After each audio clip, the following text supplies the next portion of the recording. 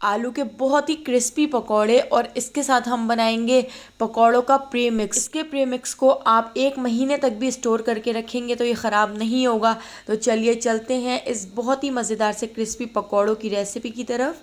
तो इसके लिए मैंने 2 कप बेसन ले लिया है। एक बड़े बोल में मैं बेसन ऐड कर देती हूँ। इसके साथ हम इसके अंदर ऐड कर देते हैं 1 टीस्पून नमक।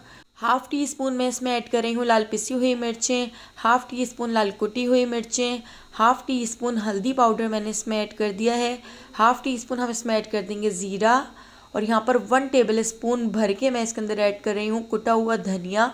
तो धनिए को मोटा कूट लिया था। तो इसको अच्छी तरह से मिक्स कर लेते हैं। तो यहाँ पर ये हमारा प्री मिक्स बनकर तैयार हो गया है। इसको आप 1 महीने तक स्टोर करके रखें और जब दिल करे आप इसके पकौड़े बना लें। तो मैं आज इसके इस तरह से पकौड़े बनाकर तैयार कर लेती हूँ। तो देखिए मैंने इसमें थोड़ा थोड़ा सा पानी ऐड कर दिया है। पानी ऐड करके हम इसका एक अच्छा सा बैटर बनाकर तैयार कर लेते हैं।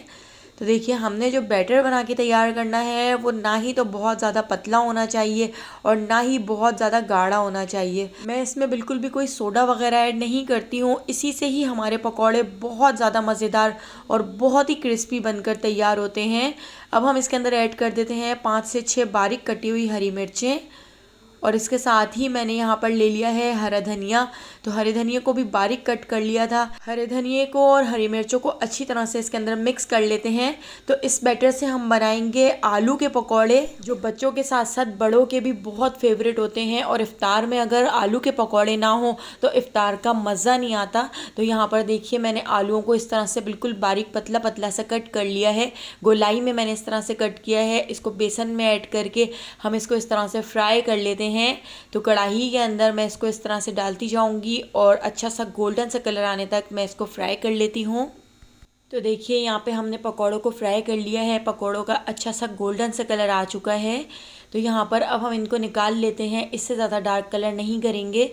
तो हमारे जो पकौड़े हैं वो बहुत ही क्रिस्पी बने हैं। मीडियम फ्लेम पर हमने इन पकौड़ों को फ्राई किया है। तो मैं आपको चेक कराती हूँ। देखिए कितने ज़्यादा क्रिस्पी और कितने फूले फूले से पकौड़े हमारे बनकर तैयार हुए हैं। रेसिपी पसंद आई हो तो लाइक, शेयर और सब्सक्राइब करना बिल्कुल भी मत भूलिएगा। आने वाली वीडियो तक मुझे दीजिए इजाज़त। अल्लाह हाफ़िज़।